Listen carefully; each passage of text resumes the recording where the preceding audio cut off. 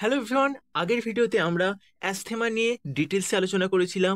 First ভিডিওতে আমরা অ্যাস্থেমার pathophysiology বুঝেছিলাম এবং সেকেন্ড ভিডিওতে আমরা অ্যাস্থেমার ট্রিটমেন্ট নিয়ে বুঝেছিলাম, যেটা আমাদের চ্যানেলে আপলোড আছে। এবং এই ভিডিওতে আমরা রেসপিরেটরি সিস্টেমের আন্ডারে আরও একটা ডিজিজ, যার নাম ক্রনিক অবস্ট্রাকটিভ পালমোনারি ডিজিজ, এইটার প্যাথোফিজিওলজি ডিটেলসে বোঝার চেষ্টা করব। ক্রনিক অবস্ট্রাকটিভ পালমোনারি ডিজিজ নামের মধ্যে আছে অবস্ট্রাকটিভ। অবস্ট্রাকটিভ মানে এখানে কোনো একটা অবস্ট্রাকশন কজ হচ্ছে। আর ক্রনিক ক্রনিক মানে ভেরি ডেঞ্জারিস, ভেরি, এটা একটা ঘাতক, মানে হচ্ছে এটা এখানে মানুষের ডেথও হতে পারে। এটা হচ্ছে অ্যাস্থেমার থেকে কম্পেয়ার করলে আমাদের ক্রনিক সিওপিডি বা ক্রনিক অবস্ট্রাকটিভ পালমোনারি ডিজিজ আরও বেশি ডেঞ্জারাস, আরও বেশি টেরিবল। এটা কোনো সিঙ্গেল ডিজিজ নয়, গ্রুপ অফ ডিজিজ যখন একসঙ্গে কাজ করে তখন এই আমাদের সিওপিডি হয়। এখানে কি হয়, আমাদের যে এয়ার প্যাসেজ আছে, এই যে এখানে যে এয়ার প্যাসেজ যার থ্রু এয়ার এয়ার পাস হয়, সেই প্যাসেজের মাঝখানে আমাদের অবস্ট্রাকশন সৃষ্টি হয়। আর যদি এই প্যাসেজের মাঝখানে অবস্ট্রাকশন সৃষ্টি হয় তাহলে কি হবে, আমাদের এয়ার অক্সিজেন ঠিকমতো আসতে পারবে নি এবং CO2 ঠিকমতো যেতে পারবে নি। এই সমস্ত কারণে আমাদের সৃষ্টি হয় সিওপিডি। আর যদি CO2 ভালোভাবে যেতে না পারে, CO2 যেতে না পারলে কি হবে আমাদের, CO2 এখানে হচ্ছে, আমরা জানি এখানে হচ্ছে আমাদের যে গ্যাস এক্সচেঞ্জ হয়, এলভিওলের থ্রু অক্সিজেন আমাদের আছে ব্লাড ভেসেলে, তারপর ব্লাড ভেসেল থেকে CO2 এলভিওলে যায়, তারপরে CO2 এখান থেকে পাস হয়। বাট এখানে যদি অবস্ট্রাকশন সৃষ্টি হয় কোনো, এখানে যদি সাপোজ এরকম কোনো অবস্ট্রাকশন সৃষ্টি হয়, তাহলে কি CO2 ঠিকমতো পাস করতে পারবে নি। আর CO2 যদি এটা পাস করতে পারে, তখন CO2 আমাদের এখানে ব্লাডে বা হচ্ছে এলভিয়ায়ে স্টোর হবে। আর যেই কন্ডিশনটাকেই আমরা বলি হাইপার ক্যাপনিয়া। আর হাইপার ক্যাপনিয়া মেটাবলিক অ্যাসিডোসিসকে ইনক্রিজ করে। মেটাবলিক অ্যাসিডোসিস মানে অ্যাসিডের সিগ্রেশন আমাদের শরীরে বেশি হয়। আর এই মেটাবলিক অ্যাসিডোসিস হলেই অ্যাসিডের সিগ্রেশন বেশি হবে। আর অ্যাস্থেমাটা রিভার্সিবল, মানে অ্যাস্থেমা একবার হলে সেখান থেকে আমাদের মুক্তি পসিবল। কিন্তু সিওপিডির ক্ষেত্রে সিওপিডি একবার স্টার্ট হয়ে গেলে দেখা গেছে সিওপিডি থেকে একেবারে যে পার্সন মুক্তি পেয়েছে এরকম ঠিক হয়নি। এবার CO2 হচ্ছে কেন হয়, আজকের ভিডিওতে সেটাই আমরা দেখব। এটা একটা এয়ার প্যাসেজের সামনে ট্র্যাকিয়ার first branch primary bronchi, second branch secondary bronchi, third branch tertiary bronchi. আর এখানে যে গোলমতোটা আছে এটার নাম এলভিওলাই। আর এখানে ব্লাড ভেসেল থেকে CO2 এলভিওলাই যাচ্ছে, আর এলভিওলাই থেকে O2 আসছে, আর এয়ারের থ্রু O2 আমাদের আসে। এইভাবেই গ্যাস এক্সচেঞ্জ হয়। এবার এর যদি একটা ক্রস সেকশন পার্টকে আমরা কেটে নিই এবং কেটে নেওয়ার পর সেটাকে জুম করে দেখি, তাহলে কেমন দেখতে পাবো। যদি ক্রস সেকশন পার্ট কেটে নেওয়ার পর সেটাকে জুম করে দেখি, এই যে ফার্স্ট আমাদের কি আছে, ফার্স্ট লেয়ার ফার্স্ট এখানে হচ্ছে কানেকটিভ টিস্যু আছে, তারপরে মাসকুলার লেয়ার আছে, তারপরে সবশেষে তারপরে আছে সাবমিউকোসা এবং অ্যাট লাস্ট আছে মিউকোসা। এখানে কিছু গ্ল্যান্ড প্রেজেন্ট থাকে যেটার নাম সাবমিউকোজাল গ্ল্যান্ড। আর সাবমিউকোজাল গ্ল্যান্ডের মেন কাজ কি, সাবমিউকোজাল গ্ল্যান্ডের মেন ফাংশন হচ্ছে এরা মিউকাসকে প্রোডাকশন করে। আর মিউকাস কি করে, আমাদের যে ট্র্যাক্ট আছে এই ট্র্যাক্টটাকে ময়েস্ট রাখার সাহায্য করে, ট্র্যাক্টটাকে ময়েস্ট রাখে। এবং এই জায়গাটাকে ময়েস্ট মিন এই জায়গাটা হচ্ছে হাইড্রেটেড রাখে। এইটাই হচ্ছে কাজ আমাদের মিউকাসার। আর মিউকোসাকে প্রোডাকশন করে সাবমিউকোসাল গ্ল্যান্ড। আর এই ময়েস্টের মেন কাজ কি, যখন এখানের মধ্যে ময়েস্ট থাকবে, যখন আমরা অক্সিজেনকে ইনহেল করব, অক্সিজেনের সঙ্গে তো কিছু ডাস্ট পার্টিকেলও চলে আসে। আর অক্সিজেনের সঙ্গে যখন কোনো ডাস্ট পার্টিকেল চলে আসবে, এই মিউকোসা কি করবে, সেই জিনিসটাকে এনট্যাপ্ট করে নেবে। আর এনট্যাপ্ট করে নেওয়ার পর সেইটাকে বাইরে বারো করে দেয়। কি কি কারণে হচ্ছে এই সমস্ত কিছু হয়। আর আমাদের হচ্ছে এখানে কি কি আসে, ডাস্ট, সিলিকা, স্মোকিং, এইগুলো কি করে, আমাদের হচ্ছে সিওপিডির অন্যতম কারণ। এই সবচেয়ে বেশি স্মোকিং হলে সিওপিডিকে বেশি পরিমাণে এই জিনিসটা ইনক্রিজ করে, সিওপিডি হওয়ার চান্সটাকে বাড়িয়ে দেয়। কিন্তু কেন বাড়িয়ে দেয় সেটা দেখবো এবার। আর আলফা 1 অ্যান্টিট্রিপসিন ডেফিসিয়েন্সি কিভাবে বাড়ায় সেটা একটু পরে আমরা দেখব। তার আগে দেখছি স্মোকিং বা ডাস্ট অর সিলিকা কিভাবে আমাদের একে কিভাবে আমাদের সিওপিডিকে বাড়ায়। যখন কি হয়, আমাদের যখন আমাদের শরীরে কোনো পলিউটেন্ট আসে, সেই পলিউটেন্টটাকে এনট্যাপ্ট করে কারা? পলিউটেন্টটাকে এনট্যাপ্ট করে আমাদের হচ্ছে মিউকাসা মিউকোস মিউকোসার মধ্যে আমাদের হচ্ছে মিউকাস যে আছে, সেই মিউকাসের মধ্যে পলিউটেন্টটাকে এনট্যাপ্ট হয়ে যায়। বাট এই এই যে মিউকাসটাকে কে প্রডিউস করে? মিউকাসটাকে প্রডিউস করে আমাদের গবলেট সেল। এখানে এরকম গবলেট সেল থাকে যে কি করে এই মিউকাসটাকে প্রডিউস করে। গবলেট সেলটা কোথায় প্রেজেন্ট থাকে?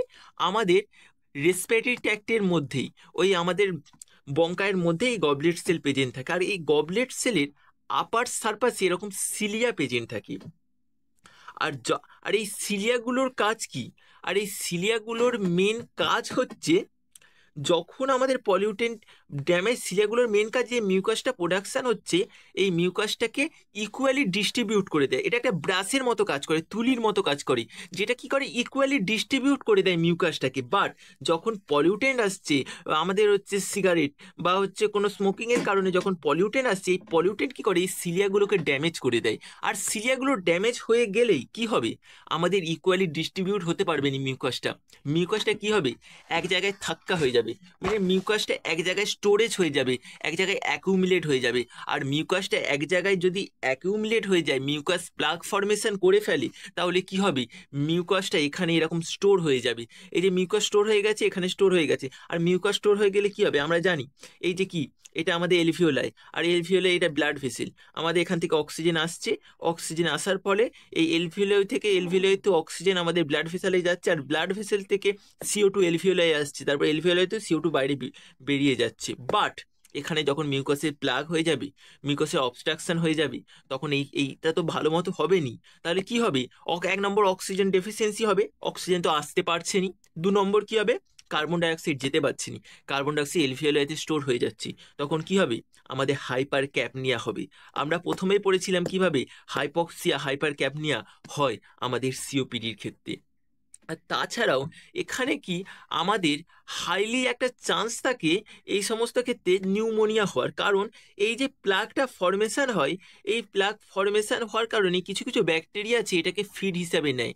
আর ফিড হিসাবে নিলেই এখানে আমাদের কোনো কারণে ইনফেকশন সৃষ্টি হয়। যেমন হচ্ছে ইনফ্লুয়েঞ্জা ভাইরাস, এইটাকে প্লাগটাকে অ্যাসে ফিড নেয়। আর এই সমস্ত কারণেই আমাদের সিওপিডি দেখা যায়। এটা হলো আমাদের সিওপিডির কারণ। এটা তো হচ্ছে সিওপিডির কারণ। আরও একটা দেখা যায়, এটা হচ্ছে কনিক বঙ্কাইটিস কিভাবে সিওপিডিকে আমাদের হচ্ছে ইনক্রিজ করে, এটা তো হলো। তাছাড়াও আমাদের এমফাইসিমা, এমফাইসিমা আমরা কি পড়েছিলাম? আমরা আগের ভিডিওতেই পড়েছিলাম যে এমফাইসিমা কি হয়, আমাদের যে এলভিওলাই আছে তার ইলাস্টিসিটি কমে যায়। আর ইলাস্টিসিটিটা কমে গেলে কি হবে? সেম একটা ছবি, এই যে সেম ছবি, এটা কি একটা ট্র্যাকিয়া। আমাদের এই যে প্রাইমারি বঙ্কায়, সেকেন্ডারি বঙ্কায়, তারপর টারসারি বঙ্কায়, এখানে এলভিওলাই আছে। এই যে আমাদের ব্লাড ভেসেল, ব্লাড ভেসেল থেকে CO2 যাচ্ছে, অক্সিজেন আসছে। এই যে এলভিওলাই, এই যে এলভিওলাইটাকে আমরা যদি জুম করে দেখি, তাহলে দেখা যাবে এই এলভিওলাই চারিদিকে ছোট ছোট এক ধরনের হচ্ছে জিনিস আছে, যেটার নাম ইলাস্টিন। এই ইলাস্টিন কি? ইলাস্টিন এমন একটা জিনিস যেটা এর ইলাস্টিসিটিটাকে মেনটেন করে। ইলাস্টিসিটিটাকে মেনটেন করে মানে এটাকে সহজে স্কুইজ হয়ে যেতে দেয়নি বা বেশি এক্সপোজ হয়ে যেতেও দেয়নি। এর যে এটাকে মেনটেন রাখে, যে এদিকে ঠেলে রাখছে জিনিসটাকে, যে ঠেলে রাখছে এলভিওলাইটাকে, যাতে এটা স্কুইজ না হয়ে যায়। আর এলভিওলাই যদি এরকম হচ্ছে এরকম যদি স্কুইজ হয়ে যায়, তাহলে কি হবে? বেরোতে পারবেনি, CO2 যেতে পারবেনি। তাহলে স্কুইজ যাতে না হয়, সেই কারণে এর যে ইলাস্টিসিটিটাকে মেনটেন রাখে ইলাস্টিন। বাট এই প্রেসারটাকে মেনটেন রাখে। কিন্তু ইলাস্টিন কিভাবে মেনটেন রাখে? আমরা তো বললাম যে এই যে হচ্ছে ইলাস্টিন এই জিনিসটাকে মেনটেন রাখে। বাট ইলাস্টিনকে হচ্ছে আমাদের যখন হচ্ছে আমাদের স্মোকিং ডাস্ট বা পলিউটেন্ট আমরা আসবে, তখন কি করে? এই ইলাস্টিনটাকে ড্যামেজ করে। এবং হচ্ছে স্মোকিং ডাস্ট পলিউটেন্ট কি করে? এই ইলাস্টিনটাকে ড্যামেজ করে।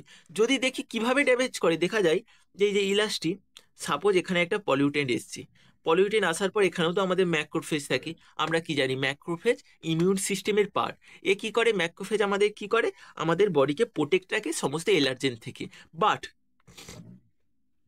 যখন কোনো পলিউটেন্ট এলো তখন কি হলো, ম্যাক্রোফেজ আসলো, ম্যাক্রোফেজ এসে জিনিসটাকে এনগালফ করে নিল। এনগালফ করার পর এই যে ম্যাক্রোফেজ তার ভেতরে তারপরে ফ্যাগোসাইটোসিস পদ্ধতি হলো। ফ্যাগোসাইটোসিস পদ্ধতি হলে সেখান থেকে সাইটোকাইন রিলিজ হবে, নিউট্রোফিল অ্যাক্টিভেট হবে, আর নিউট্রোফিল অ্যাক্টিভেট হলে এক ধরনের প্রোটিয়েজ এনজাইম রিলিজ হবে। প্রোটিয়েজ এনজাইমটা হলো ইলাস্টেজ। আর এই ইলাস্টেজ এনজাইমটার কাজ কি, ইলাস্টেজ কি করে, আমার যে যে ইলাস্টিন আছে ইলাস্টিনকে ড্যামেজ করে দেয় এই ইলাস্টেজ এনজাইমটা।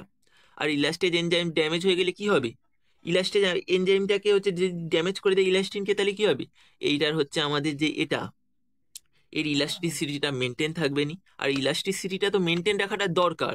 তাই আমাদের এই ইলাস্টিক এনজাইমকে ইনহিবিট করে এক ধরনের হচ্ছে আমাদের এনজাইম, তার নাম আলফা অ্যান্টিট্রিপসিন।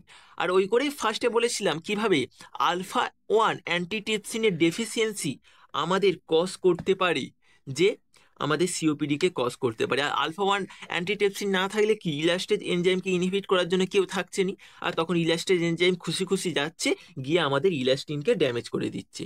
সো আমাদের কি আলফা 1 অ্যান্টিট্রিপসিনটা থাকা দরকার। এর যদি ডেফিসিয়েন্সি হয়ে যায় তাহলে কি হবে, আমাদের ইজিলি ইলাস্টেজ এনজাইমটা যাবে, গিয়ে ইলাস্টিনকে ড্যামেজ করে দিবে। তাই আলফা 1 এর অ্যান্টিট্রিপসিনের ডেফিসিয়েন্সিও আমাদের সিওপিডিকে কজ করতে পারে। তারপরে এখানে আমরা কি দেখছি, এই যে এখানে কি, এখানে ইলাস্টিন ড্যামেজ হয়ে গেছে। আর ইলাস্টিন ড্যামেজ হওয়ার জন্য কি হচ্ছে, দেখো আপার সাইডে হচ্ছে স্কুইজ হয়ে গেছে, এর যে প্রেসারটা মেনটেন হচ্ছে না।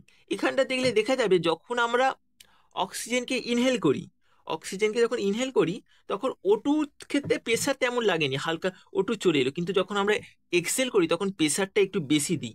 সেই কারণে দেখা যায় যখন CO2 এলভিওলে যাচ্ছে ব্লাড ভেসেল থেকে, তখন হাই ভেলোসিটি লো প্রেসারে যাচ্ছে। আর এই কারণেই যদি এর ইলাস্টিসিটিটা যদি না মেনটেন হয়, এই জিনিসটাকে যদি এপাশে এপাশে এমন করে এখানে যদি চাপ দিয়ে না রাখে কেউ, তাহলে জিনিসটা কি হবে, আমাদের এই আপার আপার যে এটাকে স্কুইজ হয়ে যাবে, এমন ছোট্ট হয়ে যাবে জিনিসটা। আর স্কুইজ হয়ে গেলে কি হবে, আমাদের অক্সিজেনও আসতে পারবে নি, CO2 যেতে পারবে নি, এয়ারওয়েজ কোলাপস হয়ে যাবে।